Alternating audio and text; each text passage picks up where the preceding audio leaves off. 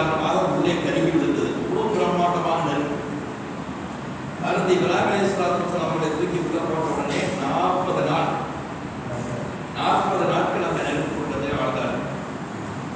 எத்தனையோ மலையுடைய அதிபதி வந்து கேட்கிறார், மலையை பெய்ய வைக்கிறார், அழைத்து விடுகிறேன். ஒவ்வொருவரும் வந்து கேட்கிறார்கள் உதவிக்கு. ஆனால் யாருடைய உதவியை கேட்கவில்லை. என்னுடைய அல்லாஹ் நான் இந்த நெருப்பிலை எரிய வேண்டும் என்று விரும்பினால் எரிகிறேன். நம்பிக்கை. என்னுடைய அல்லாஹ்வுடைய விருப்பம், என்னுடைய ரப்புடைய விருப்பம். இந்த நெருப்பிலே கரிய வேண்டும் நான் என்பதை அவன் விரும்பினால் நான் கரைந்து போகிறேன். இல்லை என்று சொன்னால் நான் கரியக்கூடாது என்று என்னுடைய ரப்பு விரும்பினால் அவன் பாதுகாத்துக் கொள்வான். அவனுடைய முடிவிலே விட்டுவிடுகிறது. இந்த நம்பிக்கை இப்ராஹிம் அலைஹிஸ்ஸலாத்து அவர்களுக்கு உறுதியாக இருந்த பிரயோஜனம் என்ன? அல்லாஹ் டைரக்டாக வேறு யாரையும் பேசல, டைரக்டா நெருப்போட பேசினார். யார் நெருப்பே கூனி பர்தன் வஸலாமன் அலா இப்ராஹிம். இப்ராஹிமுக்கு நீ பர்தன் என்று சொன்னால் குளிர். குளிர் குளிர் என்பது எவ்வளவு குளிர்? அதிகமான குளிர்லையும் இருக்க முடியாது, அதிகமான குளிர்லையும் இருக்க முடியாது. எனவே அல்லாஹ் ஒரு வார்த்தையை சேர்க்கிறான், கூனி பர்தன் வஸலாமா, சலாமத்தான குளிராக ஆகிவிடும். 40 நாள் இல்ல, 400 வருடம் கூட இந்த சலாமத்தான குளிரிலே வாழலாம். குளிரிலே வாழ முடியாது. அல்லாஹ் தஆலா சிவத்தை சேர்க்கிறார். குளிர் மட்டுமல்ல, அந்த குளிர் எப்படிப்பட்ட குளிரானது? சலாமத்தன் கூனி பர்தன் வஸலாமன் அலா இப்ராஹிம். இப்ராஹிமுக்கு நீ நெருப்பை பார்த்து அல்லாஹ் பேசினான், இதமான பூஞ்சோலையாக மாறிவிடு, குளிர்ந்த பூஞ்சோலையாக மாறிவிடு. நெருப்பு ஒன்றமே மாறியது, சுடவில்லை. அப்போ நெருப்பு சுடுவதுதான், ஆனால் நெருப்புக்கு சுடக்கூடிய சக்தியை கொடுப்பவன் அல்ல. இந்த உணர்வை முழு மனித சமுதாயத்திற்கு எல்லாம் உணர்த்துகிறார். தாகத்தை தீர்ப்பது தண்ணீர் தான், தாகத்தை போக்குவது தண்ணீர் தான். ஆனால் அந்த தண்ணீரின் மூலமாக தண்ணீருக்கு தாகத்தை போக்கக்கூடிய சக்தியை கொடுத்தவன் அல்ல. பசிக்கிறது உண்ணுகிறோம், உண்ணுகிறோம், நடந்துருச்சு, பசி போயிருச்சு. என்ன சொல்லுகிறோம்? பசித்தது, உணவு உண்டே, சரியாயிருக்கு, பசி போயிருச்சு. உணவுக்கு பசியை போக்கக்கூடிய சக்தியை கொடுத்தது அல்ல. இப்படித்தான் நம்ம வளர்க்கலாம். இப்படி அல்லாஹ்வை இறங்கினால் பிரச்சனையே இல்லை. இப்ப அல்லாஹ் விளக்குறதுல வரக்கூடிய கோளாறு தான், எல்லாத்துலயுமே கோளாறு, எல்லாத்துலயும் கோளாறு. என்னுடைய அல்லாஹ் என் விஷயத்துல என்ன முடிவு செஞ்சிருக்கிறாரோ அது நடக்கும். ஒரு மனுஷனுக்கு அல்லாஹ் தஆலா ஒரு நன்மையை கொடுப்பதற்கு நாடிவிட்டால் முழு உலகம் சேர்ந்து அதை தடுப்பதற்கு முயற்சி செய்தால் தடுக்க முடியாது. ஒரு மனிதனுக்கு கெடுதியை கொடுப்பதற்கு அல்லாஹ் முடிவு செய்து விட்டார், முழு உலகம் சக்திகள் பூரா சேர்ந்து அதை தடுக்க வேண்டும் என்று சொன்னால் தடுக்கவும் முடியாது. என்ன சொன்னார்கள் ஸல்லல்லாஹு அலைஹி வஸல்லம்? அல்லாஹும்ம யா அல்லாஹ் லா மானிஅ லிமா அதைத. நீ யாருக்காவது எதையாவது கொடுத்து விட்டால் தடுப்பவன் எவனும் இல்லை. வலா முஅத்திய லிமா மனஅத. யாருக்காவது எதையாவது நீ தடுத்து விட்டால் கொடுப்பவன் எவனும். இந்த நம்பிக்கை வர வேண்டும் என்பதை அதற்கு இப்ராஹிம் அலைஹிஸ்ஸலாத்து அவர்களுடைய அந்த நிகழ்ச்சியின் மூலமாக அல்லாஹ் சொல்லிக்கிறார். இவருடைய விஷயத்துல இஸ்மாயில் அலைஹிஸ்ஸலாத்து கத்தியை வச்சு அறுக்கும் பொழுது கத்தி அறுக்கல. கத்திக்கு சிவத்தை தான் அறுக்கிறதா, ஆனால் கத்தியை அறுக்கிறதுக்கு அல்லாஹ் ஆணை போட்டதான் இருக்கும். அல்லாஹ் அறுக்க வேணாம்டா. உடலிலேயே ஆக ரொம்ப மெல்லிய தோல் இது கழுத்துடைய தோல் தான். கழுத்துடைய தோல் ரொம்ப மெல்லிய தோல். கத்தி ரொம்ப கூர்மையான கத்தி வச்சு அழுத்துகிறார்கள், ஆனால் அறுக்கவில்லை. சில சரித்திர ஆசிரியர்கள் தஃசீரில் எழுதுகிறார்கள், அந்த கோபத்திலே வளர்ந்த இப்ராஹிம் அலைஹிஸ்ஸலாத்து வஸலாம் அவர்கள் அந்த கத்தியை தூக்கி எறிகிறார்கள். அல்லாஹ்வுடைய கட்டளையை நிறைவேற்றுவதற்கு நான் முயற்சி செய்கிறேன், அதற்கு நீ ஒத்துழைக்க மாட்டாயா அப்படின்னு சொல்லிட்டு கத்தியின் மீது கோபப்பட்டு தூக்கி வீசுகிறார்கள். அப்பொழுது கத்தியை அல்லாஹ் பேச வச்சான். கத்தி தாரா பேசல, கத்தியை அல்லாஹ் பேச வச்சானா அந்த அந்த கத்தி சொன்னதா, இப்ராஹிமே நீ அறு என்கிறாய், என்னை பெருக்க ரப்பு அறுக்க வேண்டாம் என்கிறார். நான் உனக்கு கட்டுப்படவா, என்னுடைய ரப்புக்கு கட்டுப்படவா என்று கத்தி சொன்னதாக எழுதியிருக்கிறார். அதை எப்படி கத்தி பேசும்? அல்லாஹ் பேச வைக்கலாம், நம்ம பேச வைக்க முடியாது. எல்லாத்தையும் நம்மளோட ஜாயின் பண்ண எதுவுமே நடக்காது. மலையில இருந்து ஒட்டகம் வந்துச்சு, பெண் ஒட்டகம் எப்படி வந்துச்சு? அல்லாஹ் வர வச்சான். ஆண்டை துணை இல்லாமல் ஒரு குழந்தை ஈசா அலைஹிஸ்ஸலாம் பெக்க வச்சான். வெத்துச்சு. எப்படி வெத்துச்சு? அல்லாஹ் பெக்க வச்சான். அல்லாஹ்வோட ஜாயின் பண்ண எதையுமே நம்மளோட ஜாயின் பண்ண எதுவும் நடக்காது, நடக்க கூட முடியாதனால இப்படி இப்ராஹிம் அலைஹிஸ்ஸலாமுடைய செய்தியாக அல்லாஹ் நம்பிக்கையை தான் இந்த இடத்துல இருக்கிறார். அடுத்து வருவது சூரத்துல் ஹஜ். ஹஜ்ஜுடைய இந்த சூறாவில் தான் 22வது அத்தியாயம். இதெல்லாம் நபி இப்ராஹிம் அலைஹிஸ்ஸலாம் அவர்களை ஹஜ்ஜுடைய அறிவிப்பு செய்ய சொல்றார். வால்தின் பின்னாஸ் பில் ஹஜ், நபியே இப்ராஹிமை நீங்கள் வந்து ஹஜ்ஜுடைய அறிவிப்பு செய்யுங்கள். அல்லாஹ் நபி இப்ராஹிம் அலைஹிஸ்ஸலாம் அவர்கள் கேட்கிறார்கள், யா அல்லாஹ், இந்த இடத்துல இருந்து எல்லாரும் ஹஜ்ஜுக்கு வாங்க நான் சொல்லக்கூடிய இந்த வார்த்தை என்ன பிரதிபலிப்பு, யாருடைய காலம் எழுத போகுது? அல்லாஹ் சொன்னா, உன்னுடைய அறிவிப்பு செய்யத்தான் சொன்னேன், அந்த அறிவிப்பை மக்களுடைய காதலை கொண்டு போய் சேர்ப்பது ஏன் பொறுப்பு? இன்னமா அழைக்கல் பலா, நபியை பார்த்து அல்லாஹ் தான் சொன்னான், நபியே என்னுடைய தூதுவத்தை மக்களிடத்தில் எத்தி வைத்து விடுங்கள். எத்தி வைப்பது உங்களுடைய பொறுப்பு, அதை கேட்பது கேட்காம போறது, அதை ஹிதாயத்தை கொடுக்கிறது கொடுக்காம இருக்கிறது என்னுடைய பொறுப்பு. அதை நான் பார்த்துக்கிறேன்.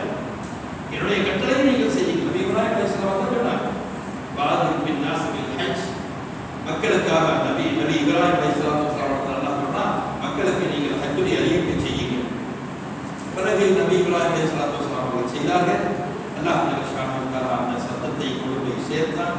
இன்று வரை அந்த கிரியை நடந்து கொண்டிருக்கிறது.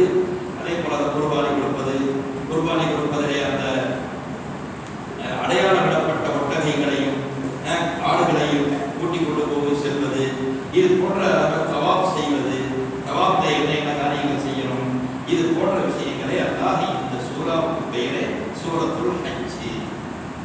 ஹஜ் என்ற தலைப்பிலே ஒரு சூறா, 22வது அத்தியாயம். இதில் அல்லாஹ் சுப்ஹானஹு வ தஆலா ஹஜ் சம்பந்தப்பட்ட விஷயங்களை ஆரம்பத்து கடைசி வரை தொடர்ந்து சொல்லிக்கொண்டு கடைசியாக சொல்லக்கூடியது என்ன, குர்பானி சம்பந்தமாக எல்லாம் சொல்கிறான்.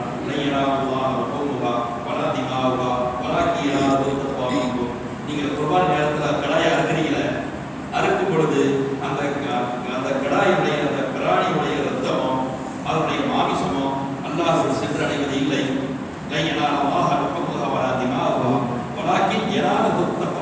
என்றாலும் உங்களுடைய உள்ளத்தில் இருக்கிற இறை அச்சம்தான் அல்லாஹ்வை சென்றடைகிறது என்று இறையச்சத்தை சொல்லி இந்த சூரத்துல் ஹஜ்ங்கிற சூறாவை அல்லாஹ் முடிக்கிறான்.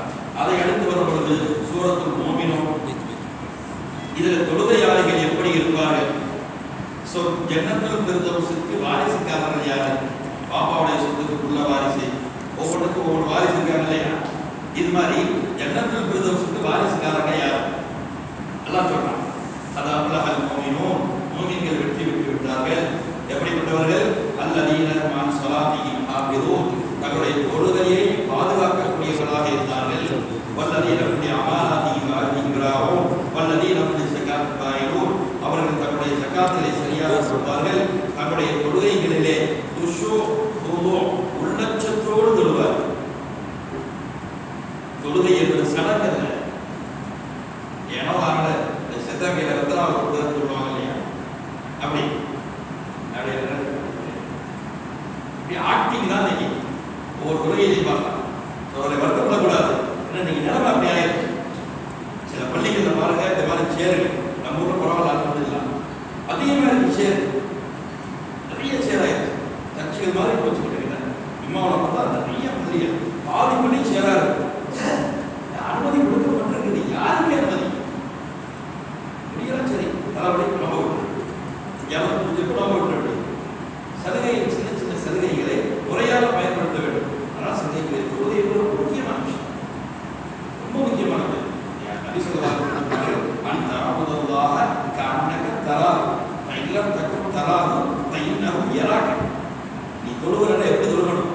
அல்லாஹ் திருப்பி கேட்டா, ஒன்று நான் என்னுடைய ரப்பை பார்க்கிறேன், நீ உன்னுடைய ரப்பை பார்க்கிறாய் என்ற சிந்தனையும் சொல்லுது. இந்த சிந்தனை உனக்கு வரலையா?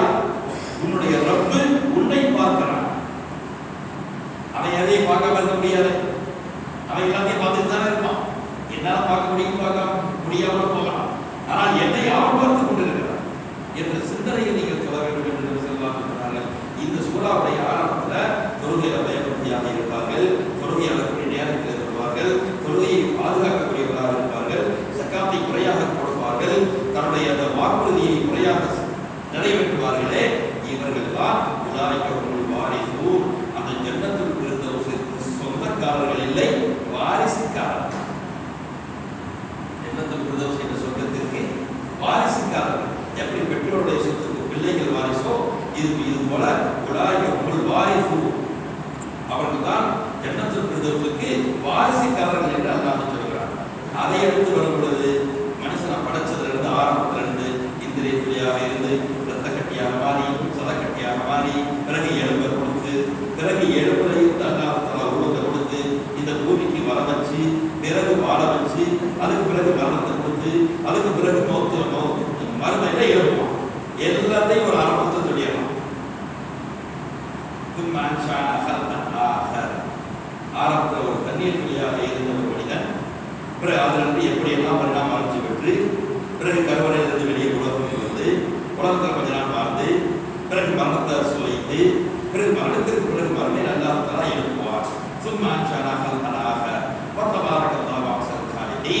படைப்பிதர்களை மிக அழகாக படைக்கக்கூடிய அல்லாஹ் என்பதை அல்லாஹ் சொல்லி அந்த சூரத்துல் நூறுடைய ஆரம்பத்தில் மூமினுடைய ஆரம்பத்தில் அல்லாஹ் சொல்லி காட்டுகிறார்.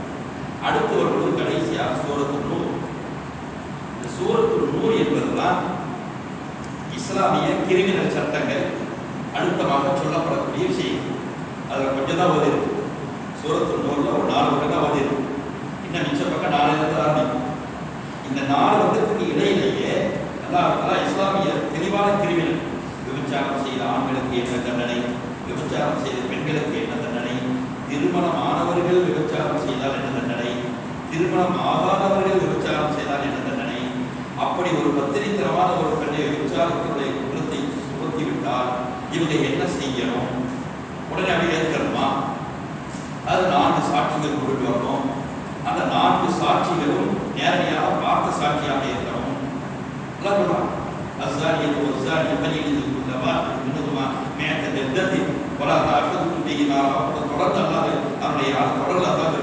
விபச்சாரம் செய்த ஆணும் பெண்ணும் 100 கசையடி அடிக்கணும். கல்யாணம் பண்ணவர்களாக இருந்தால், கல்யாணம் பண்ணவர்களாக இருந்தால் கல்லால எரிச்சு கொண்டணும். இதான் தீர்ப்பு. கடைசி உலகம் முடிவதற்கு முன்னால் இந்த தீர்ப்பை உலகம் ஏற்றுக்கொள்ளும். இன்ஷா அல்லாஹ் நம்முடைய ஹயாத்தில் பார்க்கலாம். இல்லை என்றால் நம்முடைய குழந்தைகளாவது நம்முடைய வாரிசுகளாவது ஒரு 500 வருடத்திற்கு பிறகு அல்லது ஒரு 1000 வருடத்திற்கு பிறகு அல்லது ஒரு 2000 வருடத்திற்கு பிறகு இதுதான் சரியான சட்டம், இதை அமல்படுத்த வேண்டும் என்ற இந்த உலகம் இந்த சட்டத்தை அமல்படுத்தியே தீர்வு. அல்லாஹ் சொன்ன விஷயம் அது என்றைக்கும் குறைவாக. இதுதான் உண்மை. இது சட்டங்கள் கடுமையானதான் குற்றங்கள் குறையும் என்று இந்த சட்டத்தை குறை சொல்பவர்களே சொல்லிக் கொண்டிருக்கிறார். அதனால சங்கத்துடைய இஸ்லாமிய சட்டங்கள் ஏராளமான சட்டங்கள். இதே போல ஒரு பெண்ணின் மீது அபாரமாக பழி சுமத்தி விட்டார், அதுக்கு மிகப்பெரிய தண்டனை. அதனால் 4 சாட்சிகளை கொண்டு வரணும். அப்ப 4 சாட்சி இல்லை, ஒரு கணவன் 2 பேருக்கு மத்தியில் பிரச்சனை வந்துருச்சு. இப்ப சந்தேகப்படுறாரு கணவன் மனைவி அல்லது மனைவி சந்தேகப்படுறாரு. இப்ப என்ன தீர்ப்பு? என்ன சந்தேகங்கள் இது போன்ற ஒரு அவன் கஷ்டமான சொல்ற தீர்ப்பு நல்லா சொல்ற தீர்ப்பு. யார் குற்றம் சுமத்துகிறார்? 4 சாட்சியை கேளு. 4 சாட்சி கொண்டு வர்றாங்களா? கொண்டு வந்தா தீர்ப்பு செய்யும். 4 சாட்சி கொண்டு வரணும்னு சொன்னா இப்ப இவர் குற்றம் சொல்றவர் சொல்லணும், நான் சொன்னேன் என் மனைவி மீது நான் சொன்ன இந்த குற்றம் உண்மையானதுதான், இது பொய்யாக இருந்தால் அல்லாஹ்வுடைய சாபம் என் மீது ஏற்படட்டும் என்று 5வது தடவை சொல்லணும். 4 தடவை சொல்லணும். நான் என் மீது மனைவி மீது சுமத்திய குற்றம் உண்மையானதுதான் என்று 4 தடவை சொல்லிட்டு 5வது தடவை அவர் சொல்லணும், நான் சொல்வது பொய்யாக இருந்தால் அல்லாஹ்வுடைய சாபம் என் மீது ஏற்படட்டும். உண்மையிலே பொய் சொல்லிட்டு அங்கனையே செல்வோம். அல்லாஹ்வுடைய பயம். இதே போல பெண் அப்படின்னா அப்ப அந்த ஒரு பெண்ணின் மீது சுமத்தப்பட்டா அந்த பெண்ணு சொல்லணும், 4 தடவை என் மீது சுமத்தப்பட்ட குற்றச்சாட்டுகள் பொய் என்று 4 தடவை அதை சொல்லணும். 5வது தடவை சொல்லணும் என் கணவர் சுமத்தக்கூடிய உதாரணத்துக்கு 2 பேரும் இங்கே 2வது தடவை சொல்றான். இது எல்லாத்துக்கும் பொருந்தும். என் மீது சுமத்தப்படக்கூடிய இவர் குற்றவாளியாக இவர் சொல்வது உண்மையாக இருக்கிறார், அல்லாஹ்வுடைய சாபம் என் மீது ஏற்படும் என்று அந்த பெண் சொன்னதுக்கு பிறகு 2 பேரும் பிரிச்சு வைக்கணும் என்ற சட்டத்தை அல்லாஹ் சொல்றோம். இவ்வளவு முக்கியமான விஷயம் இட்டு கட்டுறது. ஏன்னா ஒரு மனுஷனை இட்டு கட்டுவதன் மூலமாக மிகப்பெரிய ஆபத்து ஏற்படும். இந்த உலக வாழ்க்கை எப்படி போயிருக்கு? உலக வாழ்க்கைங்கிறது ஒரு அற்ப சொந்த வாழ்க்கை. அதான் பலி, கொஞ்ச கால இன்பம், கொஞ்ச கால இன்பம். மறுமைதான் நிரந்தரமானது, நீடித்திருக்கக்கூடியது. இஸ்லாமிய குற்றவியல் சட்டம் என்பது அன்றல்ல, இன்றல்ல, இனி உலகம் முடிவு நாள் வரை இதுதான் சட்டம். இந்த சட்டம் தான் எல்லா மக்களுக்கும் பொருத்தமான சட்டமாக இருக்கும் என்பதை முதலில் இஸ்லாமியர்களாகிய நாம் புரிந்து கொள்ள வேண்டும். ஏதோ சொல்கிறார்கள், என்னமோ சொல்கிறார்கள், சரியாக இருக்குமோ தவறாக இருக்குமோ, ஆமா இப்படி இருக்கு அப்படி இருக்கு உடமையாக அப்படிங்கிறதெல்லாம் சொல்லி நம்மளை திசையிருக்க பார்க்கும் பொழுது நாம் ஒரு விஷயத்தை அழுத்தமாக புரிய வேண்டும். என்னை படைத்த அல்லாஹ்வுடைய ரசூலுடைய விஷயம் ஒரு காலம் பொய்யாக. உலகமே ஓரணியில் திரண்டு நின்றாலும் அது விஞ்ஞானம் வரட்டும், அஞ்ஞானமாக இருக்கட்டும், எத்தனை சக்திகள் வேண்டுமானாலும் கொள்ளட்டும், என்னுடைய ரப்புடைய வார்த்தை பொய்யாக, என்னுடைய ரப்புடைய சட்டம் பொய்யாக. அதுதான் தீர்ப்பு. அதுக்கு மறு தீர்ப்பு இல்லவே இல்லை. இன்றைக்கு விளங்குறதா ஒரு காலத்தில் விளங்கி இன்ஷா அல்லாஹ். அப்போ உலகமே இஸ்லாத்தின் பக்கம் வருவது மட்டுமல்ல, இன்றைக்கு வந்துட்டு இருக்குது. இந்த சட்டம் தான் எல்லா மக்களுக்கும் சரியான சட்டம் என்பதை உலகம் மக்கள் புரிந்து கொள்வார்கள் என்பதை சகோதரர்களே, முதலில் நாம் இதை சரியாக புரிந்து கொள்ள வேண்டும். அடுத்தடுத்து தான் இந்த சூறாவுடைய அதுக்கு அடுத்து வரும்பொழுதுதான் அதுக்கு சில நாளைக்கு அந்த விஷயம் வருவது சொல்லுவாங்க. தாய்ச்சாலையும் அவருடைய விஷயத்தில் இட்டுக்கட்டப்பட்ட விஷயங்கள் அதன் மூலமாக அல்லாஹ் எப்படியெல்லாம் அந்த நிகழ்வுகளை இந்த நிகழ்வுகளை வச்சு சஹாபாக்களுடைய தன்மைகள் எப்படியெல்லாம் மாறிச்சு அப்படின்னு சொல்லலாம். நாளை சூறாவில் வருது. இன்று ஓதப்பட்ட இந்த விஷயங்கள் எல்லாம் சொல்லப்பட்டது. ஆக சமயத்திலே பொருள் விஷயங்களுடைய வாழ்க்கையில் நடைமுறை செய்வார்கள்.